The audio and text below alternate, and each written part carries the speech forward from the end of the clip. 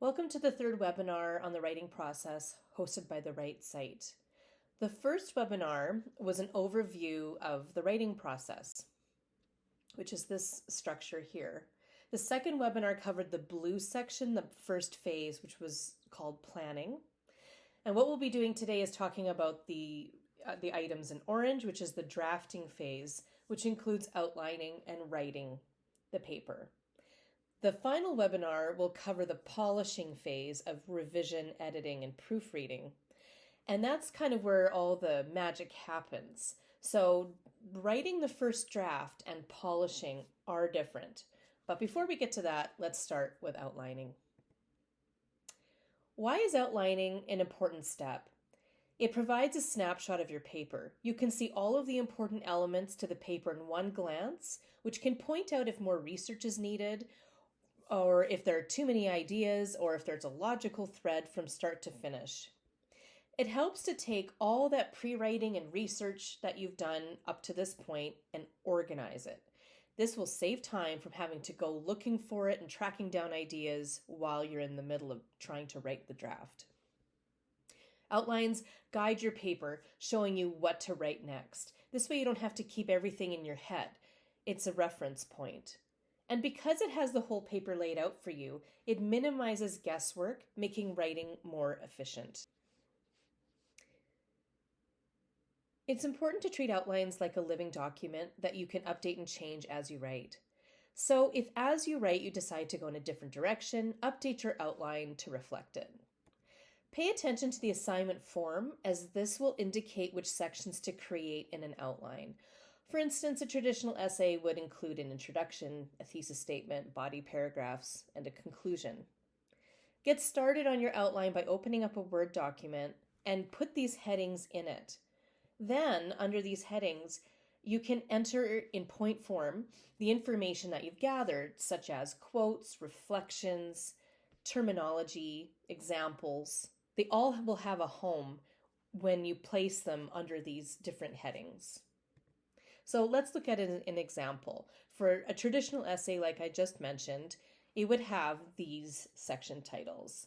The title of your paper, your introduction, which would include a thesis statement, your body paragraphs, or if it's a longer paper, sections of the essay.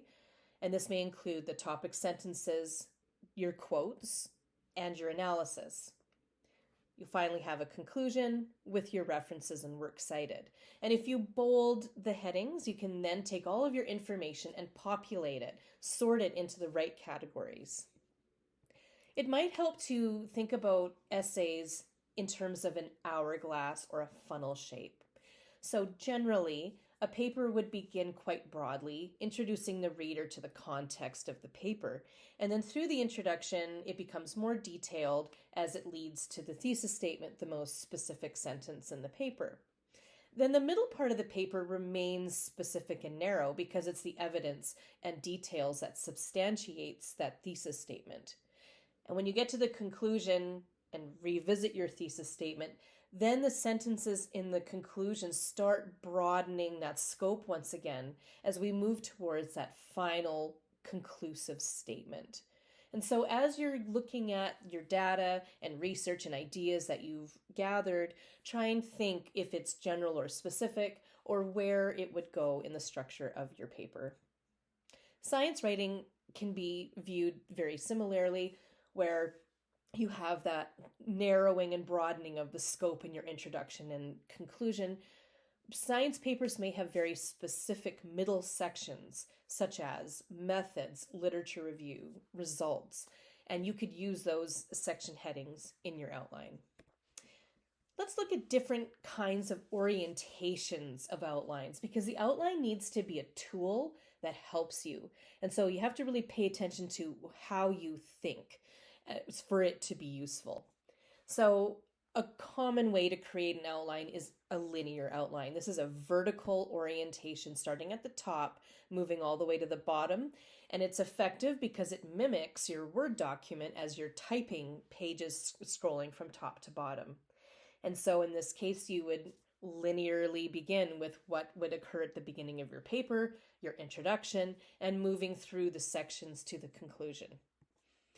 However, you may prefer a graphic outline. This is a left to right orientation, kind of like a mind map.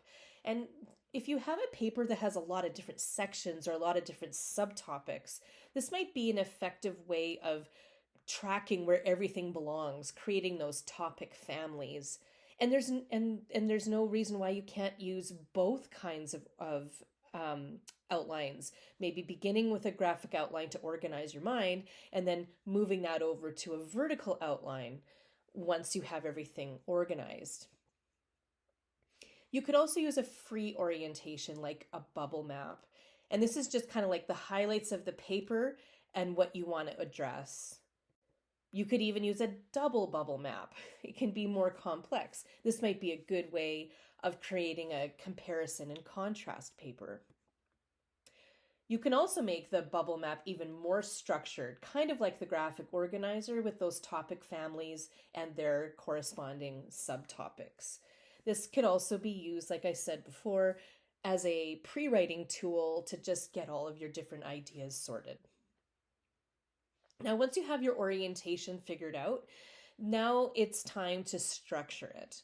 So looking again at that vertical orientation, that linear outline, we can create sections like I showed you before with just those headings of introduction, paragraphs, and conclusion. And what we want to do is make sure that we're putting enough detail into these sections so that it's easy to follow when it comes to writing. Now you'll notice in this outline, there's a use of bullet points and bolding. You have to do what works for you. So it may work for you to use full sentences. Now, full sentences are very helpful because they develop the idea enough so that when it comes to writing, you could even just copy and paste your own sentence from your outline to your essay.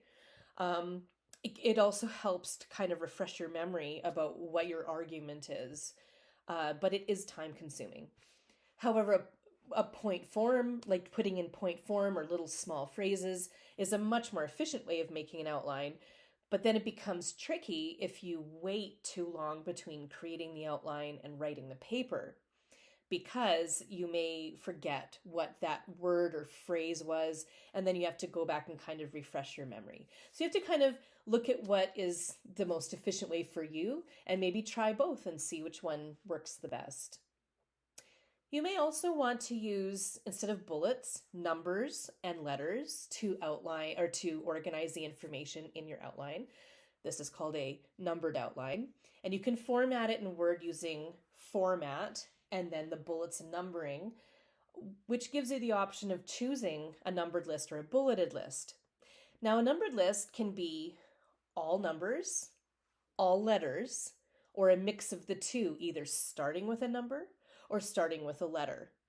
Whatever you choose, just be consistent with what you pick.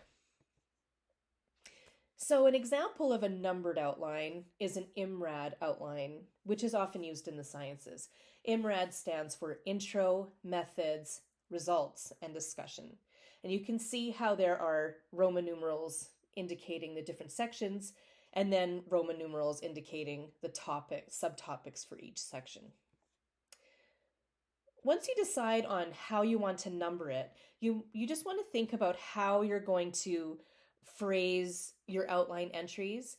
And to get started, you want to start with division. And this just means making sure that you're breaking your topics down into subtopics and then using the numbering system to kind of reflect that breakdown.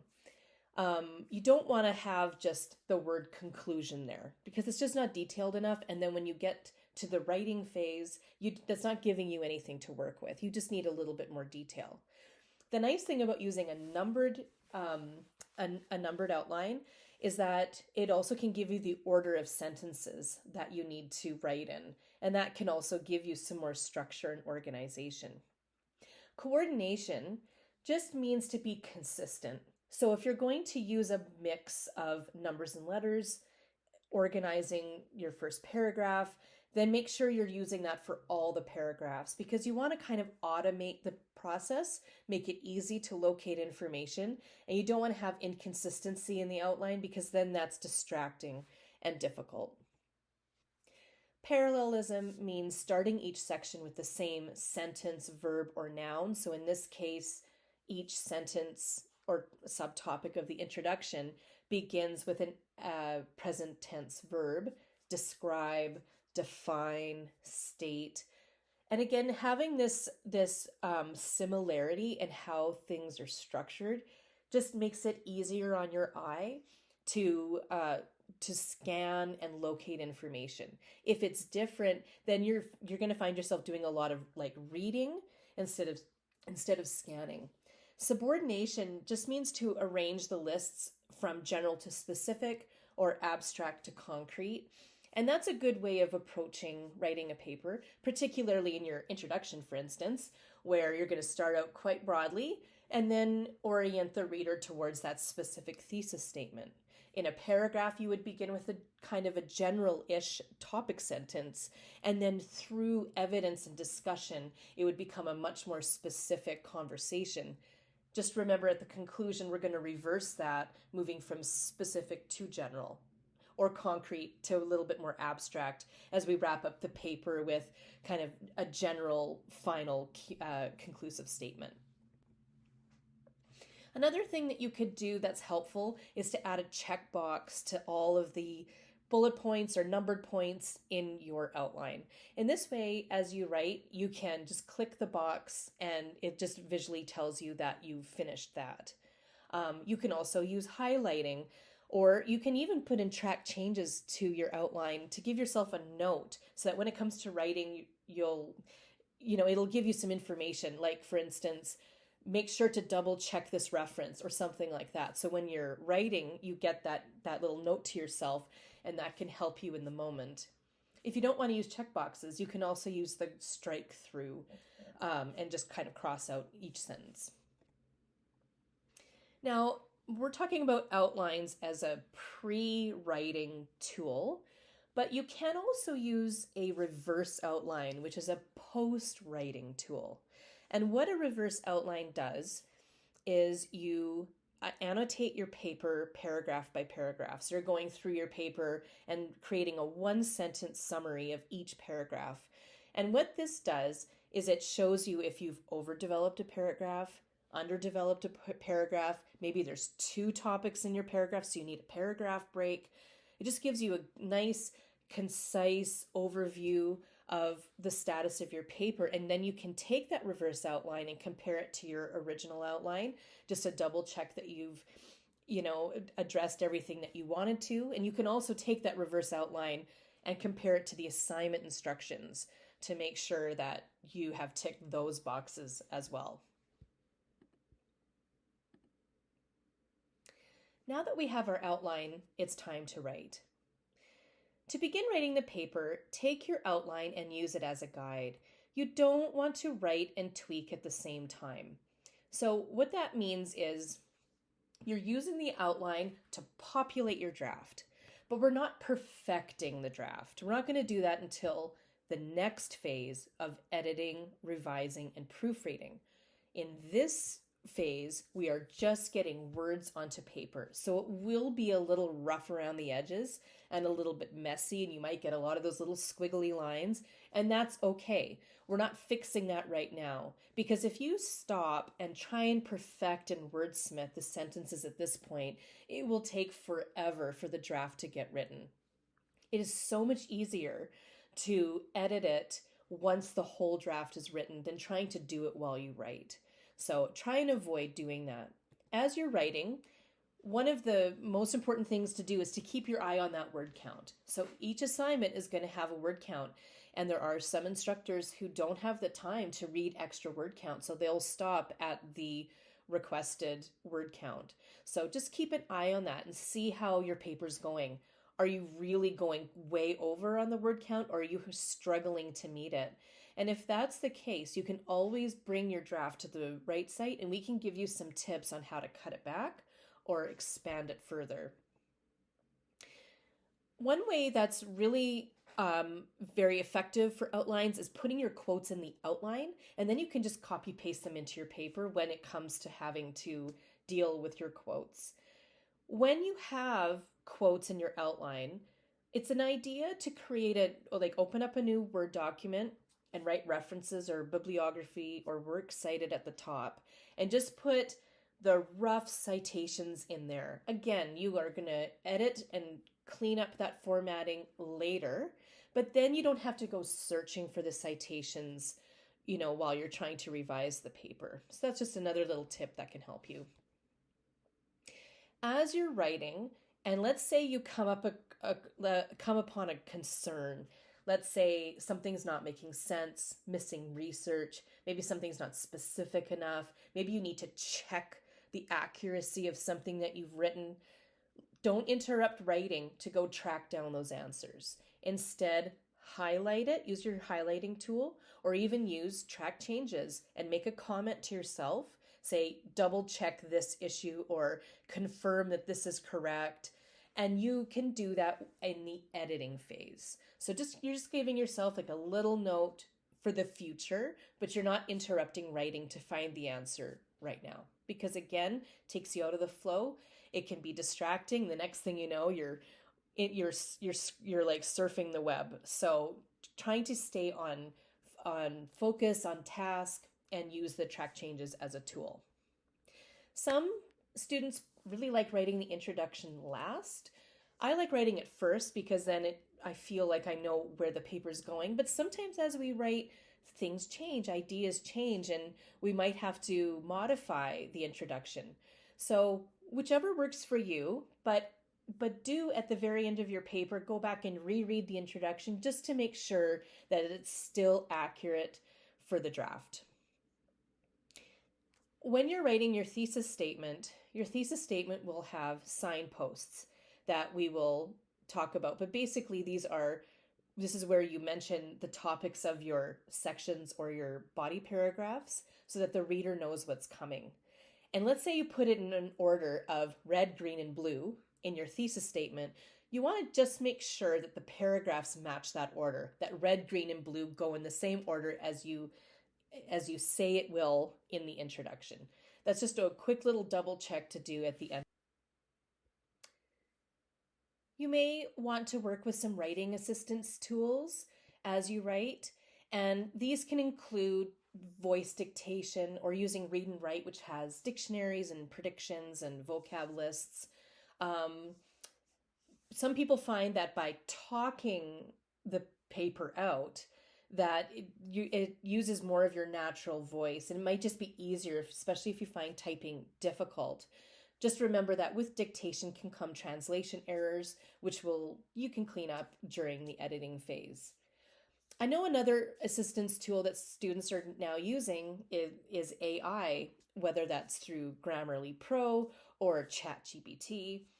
And I think it's just really important to know that right now, Athabasca University is still working on guidelines around using AI as a tool.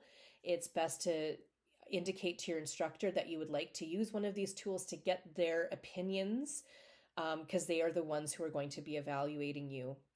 But as a general rule, when it comes to AI, you want to make sure that this is your voice and these are your ideas, and don't allow it to write for you. You can maybe use it as a pre-writing tool to kind of flesh out some ideas, but you want the actual language of your paper to be in your voice, using vocabulary you would naturally use. A really good idea when you're getting started on your draft, especially if you're working in a documentation style that is unfamiliar to you, is to look at a sample paper. It just gives you that visual of what it should look like when it's formatted correctly. And as you're writing and keeping it roughly in line with the sample paper, it kind of reinforces visually to you that, your draft is becoming a paper. Of course, you're going to focus on documentation corrections later on in the polishing phase, but just to kind of get started, like, what is the title page supposed to look like? What's the first page supposed to look like? And that can just give you a little bit of confidence and feelings of achievement as you write your draft. So let's start with what to put where in your draft, beginning with an introduction. So you may have heard this before, that an introduction should begin with a hook or an attention grabber of 1 to 2 sentences. And this can really freak people out sometimes because they think they have to come up with something really catchy and snappy. Ultimately, you just want to start your paper off with a sentence that just captures the tone and topic of the paper. You don't want it too general and vague, which won't grab attention. It'll kind of begin the paper off, in a confused way. So keep it specific enough that from the get-go, the reader's like, okay, I know where this is going, or I'm understanding the topic, so that they're immediately engaged. You then want to follow this up with some background information. It really depends on your assignment, but background information establishes context for your paper. This may mean devoting 1 to 2 sentences for the text that you're going to be talking about, or creating some information around terminology that you're going to be focusing on. But this is just a way of orienting the reader so that when they go into the paper, they have the information that they need to understand what you're saying. And finally, you want your introduction to end with that thesis statement. The essay map are those signposts I mentioned before, where you are indicating the topics of the body paragraphs in the order in which they appear. And this tells the reader what the purpose of your paper is through your thesis statement, and how you're going to explain that through the essay map.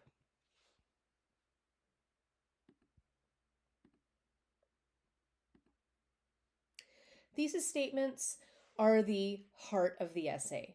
They are found at the beginning of the paper, at the end of the introduction. Now, I know some students talk about possibly putting the thesis statement elsewhere. However, most instructors are going to look for it at the end of the introduction. And because it's a good way to lead up to it with that structure of the introduction, it makes a little bit more sense to move from that general to specific funnel structure that I was talking about before. Think about the thesis statement as a concise answer to the essay question. It should reflect the main idea, position, or argument for the essay, and then again, including those signposts for the reader. So if we look at an example here, a thesis statement would include that specific topic or the essay topic, the position or the claim, and then the direction of the essay through these signposts. So if we look at the example in red, we have our topic, which is post-secondary internship programs. We then have our position that it's going to benefit students. So we know that this is a pro paper in 3 ways.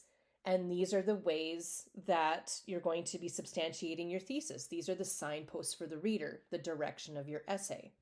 And so if you put it all together, you have a thesis statement that reads, post-secondary internship programs benefit students by providing relevant work experience, networking opportunities, and foundational skill acquisition. Now I know that when I finish this introduction, my first paragraph that I'm going to read will be on providing relevant work experience, followed by networking opportunities, and then foundational skill acquisition. Thesis statements are usually the most challenging part of the essay, but it doesn't have to be overwhelming. There are thesis generators that can help in crafting one. These resources can help you if you're really struggling to help demystify the process of writing a thesis statement. And of course, you can always come to us at the Write Site if you want help refining it. And asking your instructor to look at your thesis statement's not a bad idea. It's a quick little email. It's just 1 sentence. And just ask if you think it's on the right track. This might give you confidence going forward in writing your draft. Now that we talked about the introduction and the thesis statement, let's talk about paragraph structure. This is really, really important. Ultimately, you want to keep it to 1 topic per paragraph, beginning with the topic sentence that indicates the topic that you're going to be talking about. You next want to develop that idea and then support it with evidence. Evidence meaning your research, your quotes, your paraphrases. But before you carry on to the next quote, It is so important that you make sure that you're adding in a sentence or a couple of sentences of analysis, interpretation, or discussion. It's a way of processing the quote and demonstrating your critical thinking. This is together called the P method. P for establishing your point, E for providing evidence through a quote, and A for analyzing the significance of that quote to your thesis. Sometimes in a paper, you may even in a paragraph, you may repeat the P method 2, 3, 4 times. Like in an English paper where you're talking about poetry, sometimes the quotes are very, very short, so you can get through a lot of quotes in one paragraph. However, other papers can be different, and you may only go through it once. You want to finally end your paragraph with a sentence that substantiates the thesis. This reminds the reader of what the thesis is arguing for and kind of wraps up how this paragraph supports that. It's a really good practice to end paragraphs in your own words, particularly paragraphs that end sections or the final paragraph, your conclusion. You don't want to end with a sourced sentence. End in your own original writing. So let's look at this example, and so we can see the amount of writing that is dedicated to each of these steps of creating a paragraph. So this would be our topic sentence. This is the developing idea. It might even be 2 sentences. Again, it depends on your paper. Here we have the quote or the evidence. This is a paraphrase. It begins with 4 examples, so we know it's evidence. And then here is the analysis. So it's more substantial and shows your critical thinking. And then finally, the final kind of wrap up conclusive sentence. It's really small. So what you want is your voice to be the most dominant voice in your paper. This is a story that you're telling your reader in a way. And so you don't want to overdo the quotations, because then that takes away from your writer voice. Why do we quote and paraphrase? Well, it helps us to incorporate research, to refer to a text, to acknowledge original ideas that are not our own, to show current ideas and backup claims, and ultimately to substantiate our thesis. There is a difference between the two. A paraphrase is putting someone's original thought into our own words. So that's reading a blurb and then rephrasing it in the paper, adding a citation at the end of it to indicate the idea is not ours. We do this all the time. When someone says, "What was that story about?" and you kind of summarize it in your own words and tell them, that's essentially paraphrasing. But paraphrasing can be very intimidating. And one way to kind of control that, because I think there's like this anxiety that your rephrasing won't be as articulate or elegant as the original phrasing. And so what we always tell students is that remember that the original thought is in a published book that has been heavily edited over years. So it's a lot of time has been put into that piece of writing. And that's not what the point of a paraphrase is from the perspective of the person evaluating you. They're not evaluating you to see how articulate and well-crafted you can create this paraphrase. I mean, they are going to be making sure that, it makes sense. But what they're evaluating is your ability to take that idea and to rephrase it in your own way to show critical thinking, that you're able to take that idea and show that you understand it. That's the point of paraphrasing. So just the way to approach it is to read the original words, close the book, and then either dictate or type it out in your own words without looking at it. Because if you write while looking at it, it's just too tempting to copy either the syntax or the punctuation or the phrasing of the original text. So just read it, close the book, dictate or type it out in your own way, and don't worry if it feels rough to you. Again, we're also going to be polishing this later in the final phase of the writing process. It's also important to know that certain documentation styles either prefer paraphrasing or quoting, and in APA, paraphrasing is preferred. Quoting is when we want to highlight the original language. So we take it word for word and we put it in double quotation marks, again, adding a citation at the end. In MLA, quoting is preferred. Like in an English paper, we want to quote directly from the text to show that we're interacting with the text. So just make sure that you're understanding the documentation style of your paper, which one is preferred. And if you do find that you've put in a lot of quotations in your draft, that's okay. You can devote a round of revision to going back and questioning each quote to say, does this need to be a quote or can I paraphrase this? And then that makes it a bit more APA compliant. And now let's talk about the conclusion. So your instructor may have a different format. They might want certain things to be addressed in a conclusion. So always double check your assignment instructions first. But generally, conclusions, if you'll recall that hourglass structure, will move from a specific to a more general set of ideas, beginning with restating the thesis. Try not to do it word for word from the thesis statement at the beginning of the paper. Try and rephrase it in a different way. Then you want to review the main points, so the paragraphs from the paper, and then emphasize the significance or suggest different directions for further research. Have a little bit of a discussion there just to kind of wrap up the paper. And then finally, you want to end with a conclusive sentence that just captures the paper, the message in one sentence. It's really important in the conclusion to avoid a few things. You want to avoid quotes or paraphrases. There should be no citations in your conclusion because you don't want to introduce any new material. You don't want to reinforce previously discussed material with citations either. Just you're speaking very generally in the conclusion and there shouldn't be any citations. You want to avoid big amounts of summary. So you don't want a conclusion to be a very long paragraph kind of regurgitating what you've already written in the paper. The conclusion should be the shortest paragraph in the paper.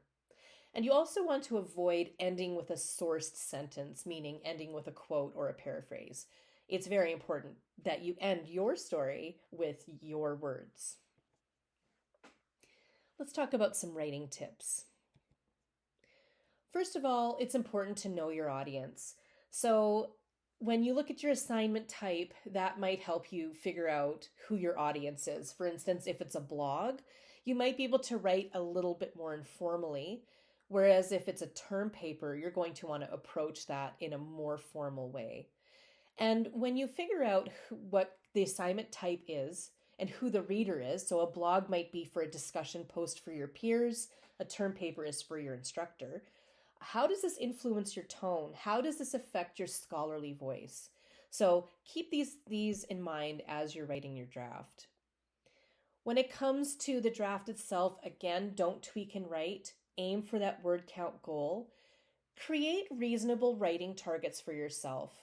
So don't say I'm going to write 1,000 words in a day. Start small. And otherwise, writing will become very frustrating and you might start making some mistakes. Keep in mind when you're drafting that generally 250 words equals 1 page. So if you're given a target of 1,000 words, that would be roughly 4 pages. Again, use the track changes and the highlighters to leave notes. And make sure to take breaks. So the Pomodoro technique is one strategy for scheduling breaks while studying. You can actually even get that little timer, which is so cute, of the little tomato, which is what Pomodoro means in Italian. So what the structure of the Pomodoro is, and this is their structure, but you have to change it to suit yourself. But in this way, you would have 25 minutes of working, and then you give yourself 5 minutes to take a break. And then you do that again, 25 minutes of work and 5 minutes for a break. And then the third time through, you're going to take a longer break, 20 to 30 minutes. I find 25 minutes is too short. So when I do this technique, I do 45 minutes and then a 5-minute break.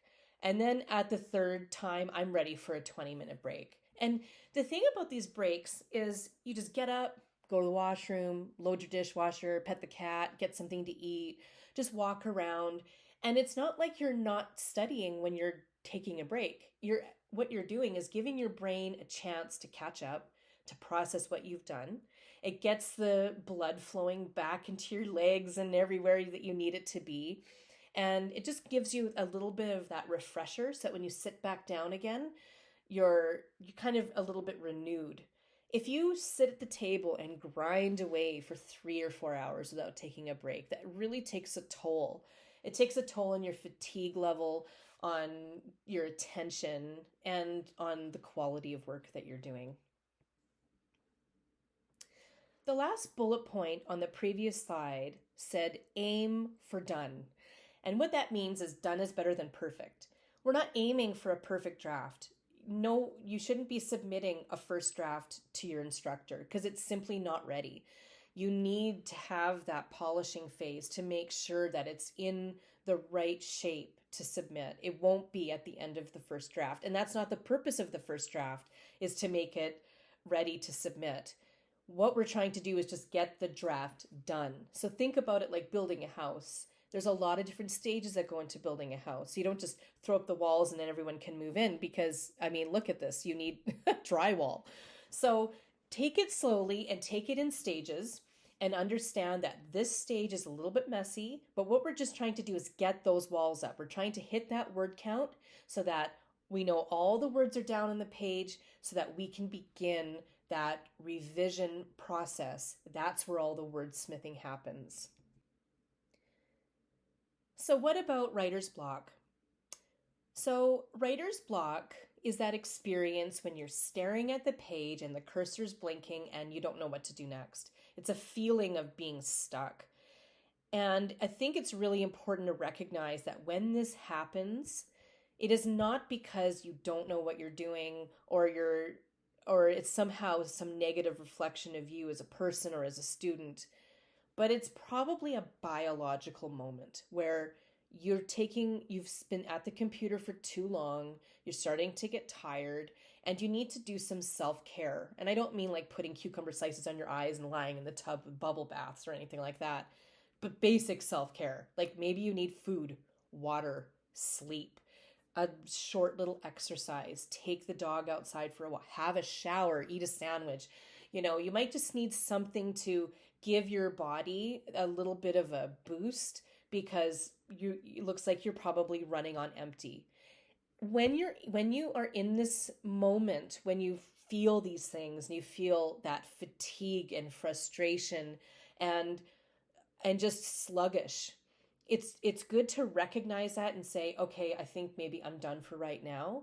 Because if you persist through that, you're going to make mistakes. The writing is going to get sloppy and it's going to be more work later to clean that up. It actually saves time to just close the computer, walk away, do one of these interventions, call a friend, have a nap, and then return to it when you're fresh. Because when you're fresh, you write faster, you process things quicker, and it's just more efficient. Try not to work when you're at your limit. Part of this, when you are identifying that you are at your limit, is to give yourself grace. So instead of telling yourself all these negative things, tell yourself, you know what, this is just the first draft. It's okay that it's messy, or I've got this, or I need a nap. Instead of forcing yourself to do something while you're being rude to yourself. It's just not going to be efficient either. When it comes to writing, it's also good to know that some days you'll have that spark and the paragraph is coming together and everything is fluid and working well. And then you're going to have days where that's not going to happen, where it's going to be painful to put the paragraph together. And that your outline, maybe it's not as well considered as you thought it was. But what's important about writing is that you just need to keep showing up. If on Monday you have a super productive day, you write 750 words, you're sailing through it, and the next day you are struggling with 150 words, be flexible and adaptable to the ebbs and flows of writing, and don't give up. Just keep showing up. Inspiration can be fleeting, but it's the discipline and routine that gets work done.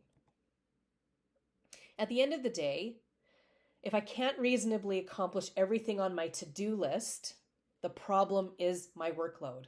This is a wonderful quote, and it's something that I keep on my desk and I think about all the time because I have a tendency to create expectations for myself that can be a bit intense. And so I have to think, did I accomplish everything, and why didn't I? Maybe because my expectations were too high and I need to lower them and make them more realistic. So keep that in mind. It's like the SMART goals, right? You want your goals to be realistic. And so if you're telling yourself, I'm going to read the whole book today and I'm going to write the whole paper tomorrow, you're going to discover that the problem is with that workload because it's too difficult to read a full novel in one day. I've been there. And too difficult to write a full paper in one day. So just keep reflecting. Use that as a reflection. Like, instead of being negative and feeling disappointment in yourself, think, okay, I didn't accomplish what I wanted today. How come? Because that word count is just too high and unrealistic. So for tomorrow, I'm going to lower what I can achieve.